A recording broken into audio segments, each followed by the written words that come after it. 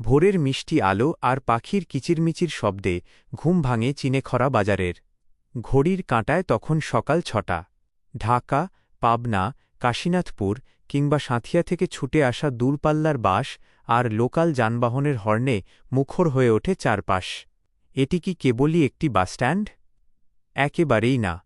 সাতবাড়িয়া থেকে কাজের হাটের হাজারো মানুষের প্রাত্যহিক জীবনের স্পন্দন আর বেঁচে থাকার এক জীবন্ত গল্প এই চিনেখরা বাজার। চায়ের কাপে প্রথম চুমুক দিতে দিতেই দোকানদার চাচা মুচকি হেসে বলেন, কি বাবা, আজ কোথায় যাওয়া হবে? পাশের ক্ষেত থেকে তাজা সবজি মাথায় করে বাজারে নিয়ে আসেন কৃষকরা। অন্যদিকে মুদি দোকান থেকে শুরু করে রকমারি পণ্যের পসরা সাজিয়ে বসেন ব্যবসায়ীরা। ক্রেতা বিক্রেতার দরকষাকষি, রিকশার টুংটাং শব্দ আর মানুষের হরেক রকম পদচারণায় এক মুহূর্তের জন্য থমে থাকে না এই প্রাণকেন্দ্র। দৈনন্দিন জীবনের এমন কোনো প্রয়োজনীয় পণ্য নেই যা এই বাজারে পাওয়া যায় না। সময় গড়ায়, দুপুরের রোদে বাজারের ব্যস্ততা আরও বাড়ে।